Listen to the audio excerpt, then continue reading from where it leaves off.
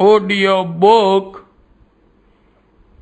वाङ्मय 34 भारतीय संस्कृति के आधारभूत तत्व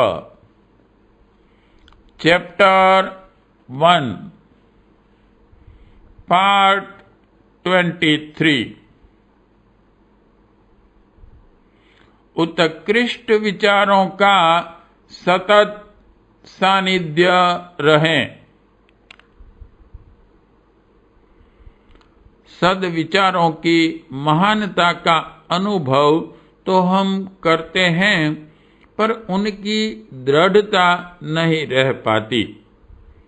जब कोई अच्छी पुस्तक पढ़ते या सत्संग प्रवचन सुनते हैं तो इच्छा होती है कि इसी अच्छे मार्ग पर चलें, पर जैसे ही वह प्रसंग पलटा कि दूसरी प्रकार के पूर्व अभ्यास विचार पुनः मस्तिष्क पर अधिकार जमा लेते हैं और वही पुराना घिसा पीटा कार्यक्रम पुनः चलने लगता है। इस प्रकार उत्कृष्ट जीवन बनाने की आकांक्षा एक कल्पना मात्र बनी रहती है। उनके चरितार्थ होने का अवसर प्रायः आने ही नहीं पाता। कारण यह है कि अभ्यस्त विचार बहुत दिनों से मस्तिष्क में अपनी जड़ जमाए हुए हैं। मन उनका अभ्यस्त भी बना हुआ है। शरीर ने एक स्वभाव एवं ढर्रे के रूप में उन्हें अपनाया हुआ है। इस प्रकार उन पुराने विचारों का पूरा आधिपत्य अपने मन और शरीर पर जमा हुआ है। यह आधिपत्य हटे और नए उत्कृष्ट विचार वह स्थान ग्रहण करें तो ही यह संभव है कि मन, बुद्धि, चित्त, अहंकार और अंतःकरण चतुष्टय बदले। जब अंतः भूमिका बदलेगी तब उसका प्रकाश बाह्य कार्यक्रमों में दृष्टिगोचर होगा। परिवर्तन का यही तरीका है। उच्च विचारों को बहुत थोड़ी देर हमारी मनोभूमि में स्थान मिलता है। जितनी देर सत्संग स्वाध्याय का अवसर मिलता है, उतने थोड़े समय ही तो अच्छे विचार मस्तिष्क में ठहर पाते हैं। उसके बाद वही पुराने कुविचार आंधी तूफान की तरह आकर उन श्रेष्ठ विचारों की छोटी सी बदली को उड़ाकर एक और भगा देते हैं। निकृष्ट विचारों में तत्कालिक लाभ और आकर्षण स्वभावतः अधिक होता है। चिरकाल से अभ्यास में आते रहने के कारण उनकी जड़ें भी बहुत गहरी हो जाती हैं। इन्हें उखाड़कर नए श्रेष्ठ विचारों की स्थापना करना सचमुच बड़े अध्यवसाय का काम है। किसी घने जंगल में कटीली झाड़ियां सारी भूमि को घेरे रहती हैं, गहराई तक अपनी जड़ें जमाए रहती हैं। यदि इस जंगल को कृषि योग्य बनाना हो तो वह झाड़ जंखाड़ काटने की व्यवस्था करनी पड़ती है। फिर भूमि खोदकर जड़ें उखाड़नी पड़ती हैं। जोतकर खेत को एक समान करना पड़ता है। खाद और पानी की व्यवस्था जुटानी होती है। इतना प्रबंध करने पर ही वह घने जंगल की उबड़ खाबड़ भूमि परिपूर्ण अन्न उपजाने वाली कृषि भूमि योग्य बन पाती है। मनोभूमियों को सत्कर्मों की, सद्भावनाओं की हरी भरी फसल उगने योग्य बनाने के लिए ऐसा ही पुरुषार्थ किया जाना आवश्यक होता है। 10-5 मिनट कुछ पढ़ने, सुनने या सोचने चाहने से ही परिष्कृत मनोभूमि का बन जाना और उसके द्वारा सत्कर्मों का प्रवाह बहने लगना कठिन है। इसलिए क्रमबद्ध, योजनाबद्ध, दीर्घकालीन और सुस्थिर प्रयत्न करना होता है। फैलाया हुआ पानी नीचे की ओर आसानी से बिना प्रयत्न के बह निकलता है, पर यदि उसे ऊपर पहुंचाना हो तो इसके लिए कई उपकरण जुटाने की व्यवस्था की जाती है। बिना विशेष प्रयत्नों के पानी ऊपर नहीं चढ़ सकता है। इसी प्रकार स्वल्प प्रयत्नों से मनोभूमि का परिवर्तन भी संभव नहीं, और बिना आंतरिक परिवर्तन के बाह्य जीवन में श्रेष्ठता की स्थापना हो ही कैसे सकती है। जैसे विचारों को जितनी तीव्रता और निष्ठा के साथ जितनी अधिक देर मस्तिष्क में निवास करने का अवसर मिलता है, वैसे ही प्रभाव की मनोभूमि में प्रबलता होती चलती है।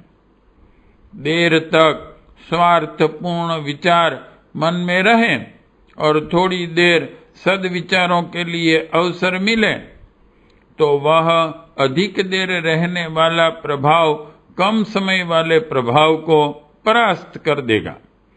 इसलिए उत्कृष्ट जीवन की वास्तविक आकांक्षा करने वाले के लिए एक ही मार्ग रहता है कि मन में अधिक समय तक अधिक प्रौढ़, अधिक प्रेरणाप्रद, उत्कृष्ट कोटि के विचारों को स्थान मिले। जिसका बहुमत होता है उसकी जीत होती है। बहती गंगा में यदि थोड़ा मैला पानी पड़ जाए तो उसकी गंदगी प्रभावशाली न होगी, पर यदि गंदे नाले में थोड़ा गंगा जल डाला जाए तो उसे पवित्र न बनाया जा सकेगा। इसी प्रकार यदि मन में अधिक समय तक बुरे विचार भरे रहेंगे तो थोड़ी देर थोड़े से अच्छे विचारों को स्थान देने से भी कितना काम चलेगा। उचित यही है कि हमारा अधिकांश समय इस प्रकार बीते जिससे उच्च भावनाएं ही मनोभूमि में विचरण करती रहें।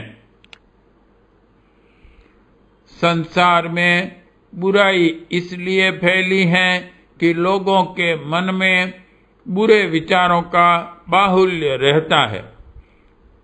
चोर, डाकू, जुआरी, व्यभिचारी, व्यसनी अपने विचारों के पक्के होते हैं। जो उन्हें ठीक जच गया है उसी इच्छा की पूर्ति के लिए निरंतर प्रयत्न करते हैं। निष्ठा के अनुरूप काम करने से भावनांतर में परिपक्वता आती है और इस परिपक्वता में दूसरों को प्रभावित करने की क्षमता भरी रहती है। शराबी अपने विचारों में पक्का होता है। बदनामी, धनहीनता और स्वास्थ्य नाश की परवाह न करके भी वह शराब पीता है। मन और कर्म की इस एकता से जो दृढ़ता उसमें रहती है, उसके फलस्वरूप कई अन्य कमजोर प्रकृति के मनुष्य भी उसके प्रभाव में आकर शराब पीना सीख जाते हैं। चरित्र शिक्षण की यही पद्धति सफल होती है। बुरे स्तर के व्यक्ति अपनी बुराइयों में तन्मय रहकर दूसरे अनेकों को अपना साथी बनाते और बुराई सिखाते हैं। बुराई की ही भांति अच्छाई में भी अपनी शक्ति एवं विशेषता होती है, पर वह प्रभावशाली तभी बनती हैं जब मन, वचन और कर्म में एकता हो। यदि प्रौढ़ और परिपक्व आचरण के श्रेष्ठ व्यक्ति कभी प्रकाश में आते हैं तो उनसे भी अगणित लोग प्रेरणा प्राप्त करते हैं। गांधी जी का प्रभाव अभी पिछले ही दिनों हम लोगों ने आंखों से देखा है। उनकी प्रेरणा से अगणित व्यक्तियों की भावनाएं बदली और लाखों व्यक्तियों ने हंसते हंसते भारी बलिदान की जोखिम उठाई।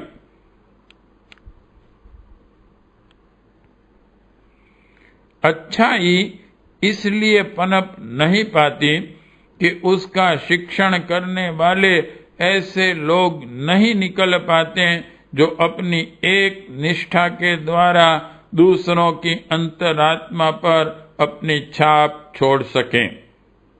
अपने अवगुणों को छिपाने के लिए या सस्ती प्रशंसा प्राप्त करने के लिए धर्म का आडंबर मात्र ओढ़ लेते हैं, पर उपदेश कुशल बहुत हैं, पर जो आदर्शों को दैनिक जीवन में कार्यान्वित करें ऐसे लोग कम हैं। यही कारण है कि अच्छाई बढ़ नहीं पाती, फैल नहीं पाती। यदि सज्जनता पूर्ण सच्चे व्यक्तित्व प्रकाश में आने लगे तो उनके प्रभाव से अच्छाइयां भी तेजी से फैले। बुराई का स्थान अच्छाई को मिल जाए और युग परिवर्तन की बात कुछ भी कठिन दिखाई न दें।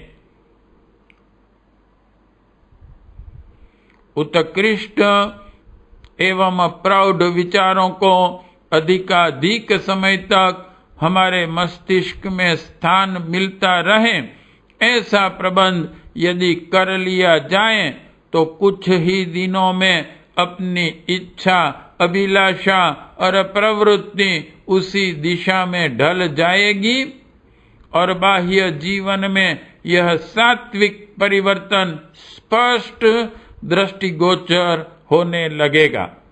विचारों की शक्ति महान है, उससे हमारा जीवन तो बदलता ही है, संसार का नक्शा भी बदल सकता है।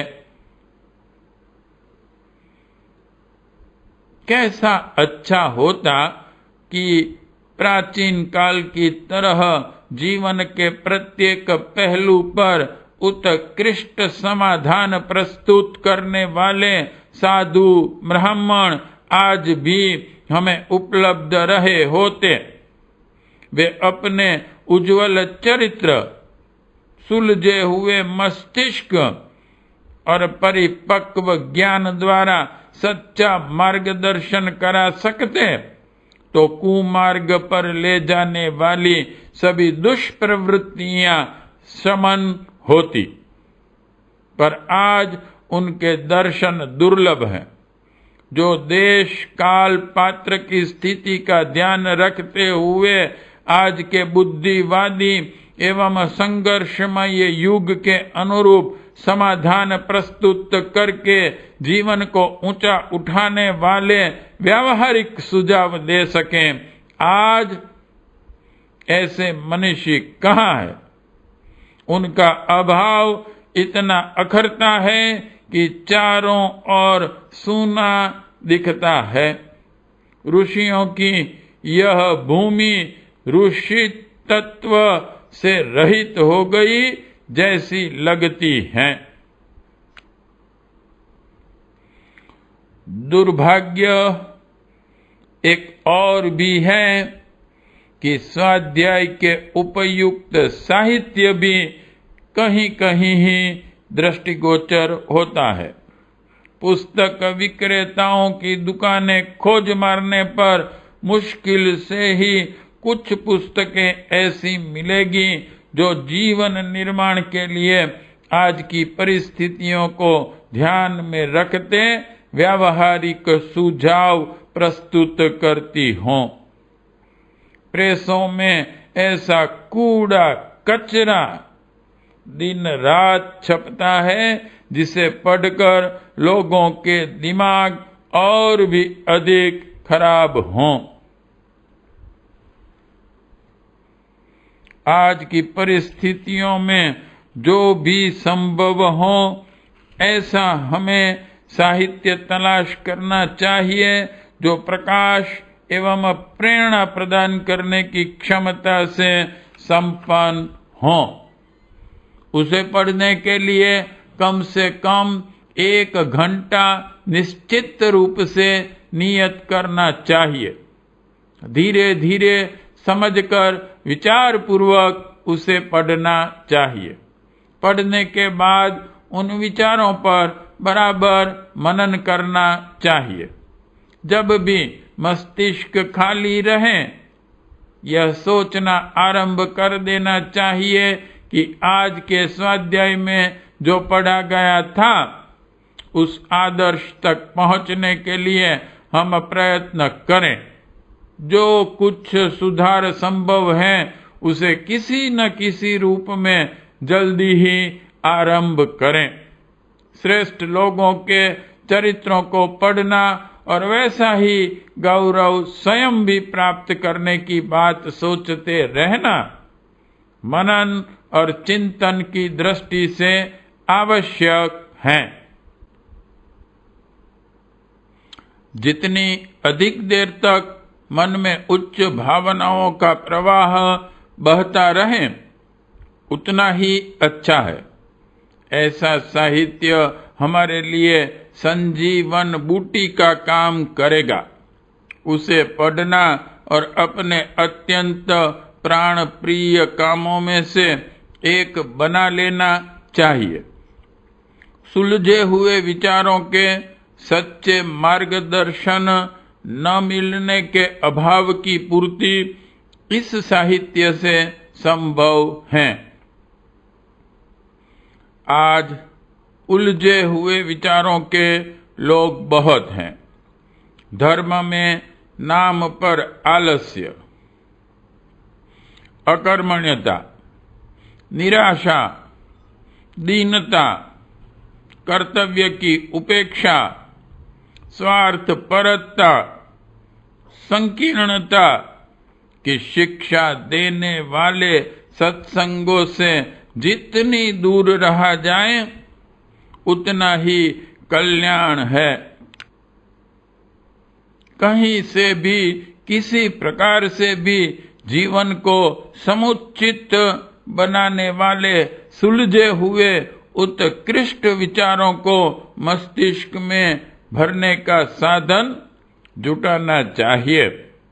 स्वाध्याय से, सत्संग से, मनन से, चिंतन से जैसे भी बन पड़े वैसे यह प्रयत्न करना चाहिए कि हमारा मस्तिष्क उच्च विचारधारा में निमग्न रहे। यदि इस प्रकार के विचारों में मन लगने लगे, उनकी उपयोगिता समझ में पड़ने लगे, उनको अपनाते हुए आनंद का अनुभव होने लगे, तो समझना चाहिए कि आधी सी मंजिल पार कर ली गई। पार्ट 23 समाप्त।